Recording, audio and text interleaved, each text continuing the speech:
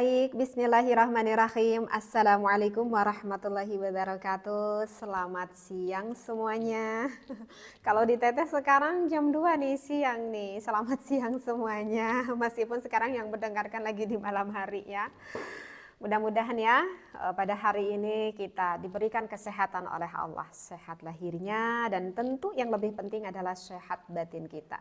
Karena kalau batin kita sehat maka insya Allah seluruhnya akan sehat termasuk tubuh kita pula insya Allah. Dan mudah-mudahan di dalam segala situasi kondisi apapun kita selalu berada di dalam rahmatnya Allah, maghfirahnya Allah dan juga inayahnya Allah. Amin ya Allah ya Rabbal Alamin. Baik, mungkin untuk season kali ini sepertinya Teteh akan melanjutkan dari pembahasan VT yang sebelumnya. Jadi admin Teteh itu melihat ada beberapa di VT-VT Teteh ada yang bertanya katanya. Tidak sempat sama Teteh dijawab di komentar tersebut, maka insya Allah kali ini Teteh akan menjawab beberapa pertanyaan yang masuk ke dalam kolom komentar VT Teteh insya Allah ya. Oke, baik, kita mulai dari pertanyaan yang pertama ya. Baik, bismillahirrahmanirrahim. Alhamdulillahirabbil alamin wassalatu wassalamu ala asrofil anbiya'i wal mursalin wa ala alihi wa sahbihi ajma'in. Amma ba'd. Oke, ini bertanya seperti ini, Teteh katanya bagaimana hukumnya memainkan anunya sendiri. Aduh, apa itu teh anunya teh Kakak? Masa Teteh gak tahu, Teteh masih bocil. Oke, Kakak, baik ya. Bismillahirrahmanirrahim. Kalau kita memainkan anunya kita ya, anunya kita ya. Kalau kita bertujuan ingin mengeluarkan air nutfah. Air nutfah itu apa teh? Air nutfah itu adalah air mani ataupun air sperma ya. Kalau kita bermaksud memainkannya bertujuan ingin mengeluarkan air nutfah, kalau bahasa fikihnya itu dilandi dengan kalau dalam kitab Isadhur Rafiq al-istimna ya. Jadi kalau misalkan laki-laki menggunakan dengan tangannya sendiri al-istimna bil yad. Kalau misalkan yang bertanya ini sudah punya keluarga, maksudnya udah punya istri, jika yang melakukannya itu adalah istri kakak, ini istri kakak nih. Jika yang melakukannya itu adalah istri kakak, bahkan kak, bahkan sampai mengeluarkan, bahkan sampai keluar, maksudnya bahkan sampai keluar air nutfahnya, maka itu hukumnya diperbolehkan. Apa tadi kakak? Jika yang melakukannya dengan tangan istri kakak sendiri. Tapi jika kakak yang bertanya ini kebetulan belum punya istri, kemudian melakukan dengan tangannya sendiri, nah ini baru ikhtilafiyah. Baru ini ada beberapa perbedaan pendapat ulama. Kalau misalkan ulama yang bermadhab, kalau yang disampaikan oleh madhabnya Imam Asy-Syafi'i, sedangkan di Indonesia itu kebanyakan mayoritas yang bermadhab Imam Asy-Syafi'i ya, dan juga yang disampaikan oleh Imam Maliki, maka itu hukumnya diharamkan. Apa kakak? Ya, diharamkan. Apa alasannya Imam Asy-Syafi'i mengatakan itu diharamkan? Karena kata Imam Asy-Syafi'i, peliharalah kemaluan kita. Lalu apa nih alasannya? Imam Asy-Syafi'i menghukuminya haram. Yang menjadikan alasannya itu adalah Allah memerintahkan untuk menjaga kemaluan kita sendiri, kecuali jika di hadapan sang istrinya. Nah itu ya, kecuali jika di hadapan sang istrinya. Nah, lalu sekarang apa nih ya? Alasannya Imam Asy-Syafi'i yang menghukuminya haram itu karena mengikuti di dalam kutipan salah satu hadis. Jadi hadisnya udah sangat populer banget ya. Banyak ya hadis meriwayatkannya. Di antaranya seperti Imam Tirmidzi misalkan. Nah, di dalam hadis itu mengatakan ya ma'syaras sabab ya, wahai para pemuda, man istata'a al-ba'ata, jika kamu sudah mampu untuk melakukan menikah, Dalam hadis itu mengatakan falyatazawwaj. Maka ya udah, kalau kamu udah sanggup menikah, segeralah kamu itu untuk menikah. Kenapa? Karena fa innahu aghaddu lil basar. Karena menikah itu lebih menjaga pandangan kamu, wa ahsanu lil farji, dan lebih kayak ngeraksa lah ya, lebih menjaga lah istilahnya ke farji kita. Wa man lam yastati', gimana nih teh kalau misalkan kita belum sanggup untuk melakukan menikah, fa'alaihi bisawm, maka untuk kamu berpuasalah, fa innahu lahu wijaun, karena berpuasa itu merupakan salah satu perisai bagi diri kamu. Nah, itulah yang menjadikan alasan atau landasannya Imam Maliki kenapa menghukuminya mengharamkan. Jadi kalau belum sanggup untuk menikah, berpuasa. Seperti itu. Nah, meskipun dengan mazhab yang disampaikan oleh Imam Hambali, kemudian menurut mazhabnya Imam Abu Hanifah itu mengatakan boleh. Tapi sebentar. Bolehnya di sini ini bukan boleh secara mutlak. Bukan boleh secara mutlak, ya. Di sini diperbolehkan itu adalah jika orang tersebut kalau tidak melakukan al-istimna' dikhawatirkan melakukan suatu kemadaratan yang lebih besar lagi, ya, yang lebih besar lagi. Misalkan melakukan suatu dosa yang lebih besar lagi. Misalkan contohnya apa? Ya, aku khawatir untuk melakukan berzina. Ini saking gak kuatnya. Ada tantangan di depan aku, misalkan di tempat-tempat na'udzubillah yang sudah berkecimpung dengan orang-orang yang hiruk pikuk, orang-orang yang sudah terbiasa melakukan berzina. Aduh, kalau aku tidak melakukan atau mengeluarkan dengan tanganku sendiri, aku sangat mungkin perasaan itu sangat takut sekali terjerumus melakukan suatu perzinahan. Nah, maka menurut Imam Hambali, daripada kamu melakukan suatu perzinahan dan itu dosanya lebih besar daripada kamu melakukan al-istimna' bil yad, ya udah kamu melakukan al-istimna' bil yad saja. Ingat, itu tidak boleh secara mutlak jika kamu merasa takut hal itu terjadi.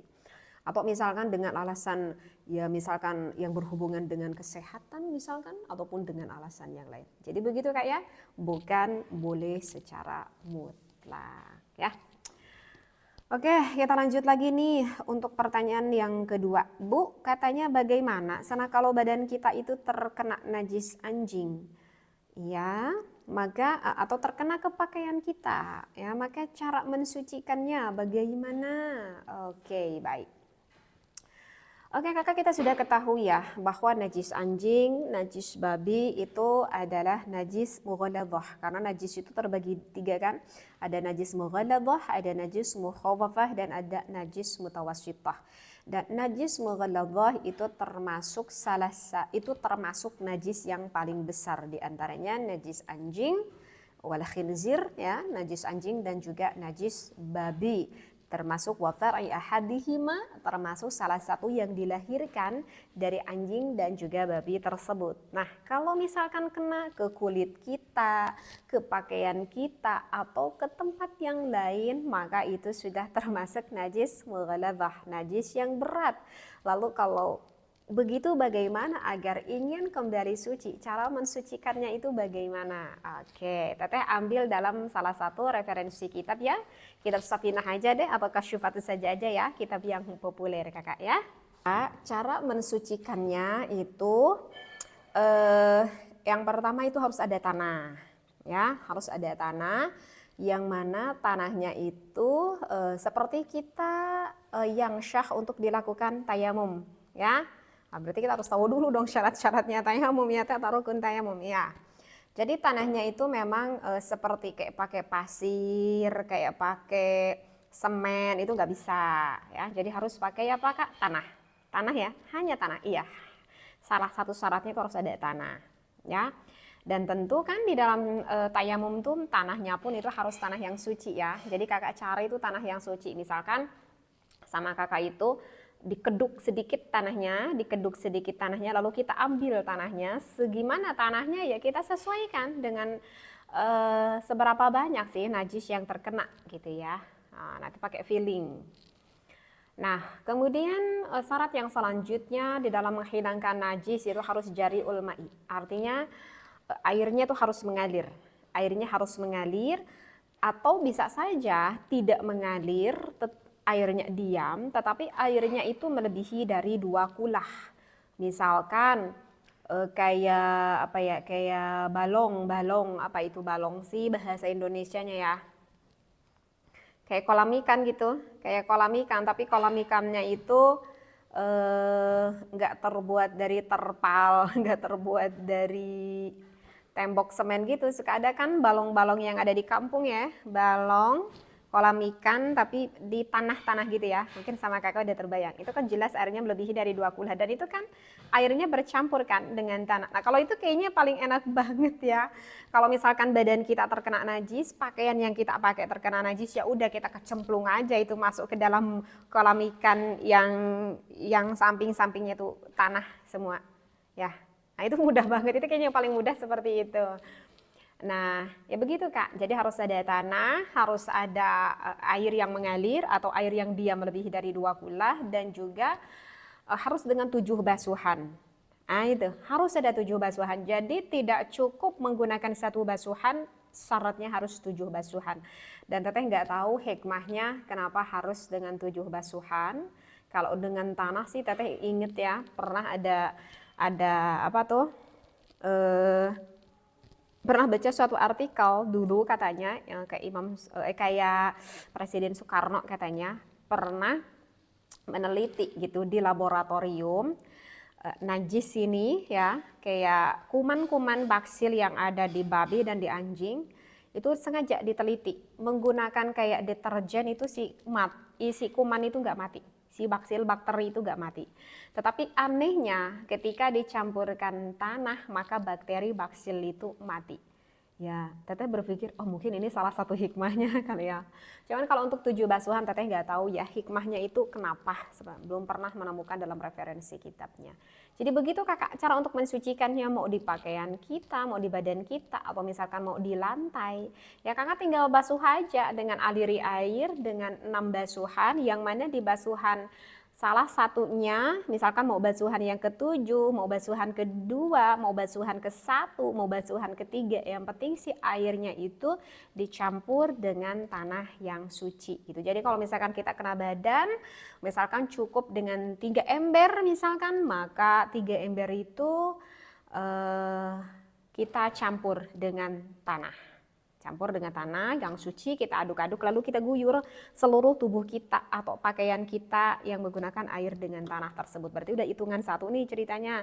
Baru nanti kita disempurnakan lagi dengan 6 basuhan atau guyuran air. Begitu.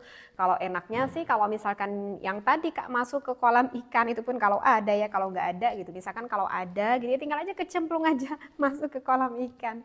Gimana itu 7 basuhannya? Tinggal kita gerak-gerak aja, kita kayak berenang, gerak-gerak aja udah, itu melebihi dari 7 pergerakan atau 7 basuhan. Nah, begitu kakak ya. Baik. Sekarang apa lagi nih yang bertanya nih? Kalau misalkan suami teh bicara seperti ini kepada istrinya, Bunda, kok punggung kamu seperti punggung ibuku? Apa benar katanya itu juga termasuk talak? Ini ya, oke ya, ini zihar ya Kak, ini dikatakan dengan zihar ya Kak ya. Ya, jadi gitu Kak. Ini zihar nih ya. Oke, teteh pernah nih baca di dalam referensi kitab. Jadi zihar itu sebetulnya menisbatkan. Oke kakak, jadi sebetulnya zihar itu kakak menisbatkan, ya kak. Jadi apa? Menisbatkan istri kepada seseorang yang haram untuk ditikahi. Ya misalnya siapa? Ya misalnya seperti ibu. Jadi ketika suami menisbatkan istri seolah-olah itu adalah ibunya, sekali lagi seolah-olah itu adalah ibunya, dalam hal seorang ibu kan haram untuk dijima ya, masa ibu dijima oleh anaknya, dengan hal berarti kan haram. Ibu itu dijima oleh anaknya, anak laki-lakinya, atau ditikahi oleh anaknya, seperti itu. Maka sang suami itu menjatuhkan sumpah zihar. Nah, kakak tuh tahu zihar itu apa sih? Itu zihar itu kakak diambil dari kata dhahru. Dhahru itu adalah artinya punggung. Itu sebetulnya bilaghah itu Kak. Itu punggung. Misalnya suami misalkan berkata gitu ya kepada istrinya, anti kadzahri umi. Nah, misalkan berbicara seperti itu, anti kadzahri umi, kamu tuh ibarat punggung ibu aku. Kamu tuh ibarat punggung ibu aku. Di dalam artian itu ya, artian orang Arab mengatakan kadzahri umi maksudnya adalah dalam artian kayak apa ya? Kayak menunggangi. Maksudnya itu, apa sih teh menunggangi? Maksudnya menunggangi di sini adalah dengan artian menjima. Nah, seperti itu. Apakah dengan artian menjima? Ya, itu jelas, itu hukumnya haram. Itu hukumnya haram. Ucapan ini seolah-olah suami mengharamkan dirinya untuk berjima dengan istrinya. Nah, itu yang nggak boleh. Tapi kalau misalkan kita bilang begini kepada istri kita, misalkan kita bilangnya begini, kamu tahu nggak istriku gitu ya? Aku lihat-lihat kok punggung kamu itu sama percis deh kayak punggung ibuku gitu ya. Maksudnya kayak sama percis dengan punggung ibuku tuh. Kamu tahu nggak di punggung ibuku ada panu misalkan, atau di punggung ibuku ada tanda apa misalkan. Kamu kok sama percis ya kayak punggung ibuku yang sama-sama ada tandanya atau ada panunya atau bentuknya sama atau warna kulitnya sama atau ya apa deh gitu ya, pokoknya kamu punggung kamu tuh kok kelihatan sama percis ya kayak punggung ibuku. Ya kalau itu mah tidak termasuk Kak, tidak termasuk zihar itu. Kalau misalkan kakak bermaksud seperti itu nggak sama. Jadi kalau yang dimaksudkan itu ada di dalam salah satu referensi ya kita tuh seperti itu. Jadi yang dimaksudkan talak itu kakak, jika berargumentasi dengan kata anti kadzahri umi, itu adalah yang dimaksudkan dengan berjima atau bahasanya menunggangi.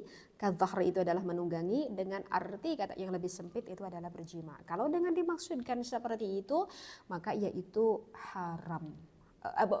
Maaf, itu sudah termasuk talak maksudnya seperti itu ya. Begitu kakak ya, ini sebetulnya masih ada juga nih yang bertanya-tanya, tapi insya Allah deh untuk yang belum kejawab pertanyaannya insya Allah nanti di season selanjutnya Teteh akan usahakan, mudah-mudahan Allah masih memberikan kesehatan pada Teteh, masih memberikan umur pada Teteh, insya Allah yang belum kejawab nanti sama Teteh dijawab ya. Jadi jika kalian misalkan ada yang pengen ditanyakan sama Teteh, jika Teteh paham maka insya Allah nanti sama Teteh dibahas.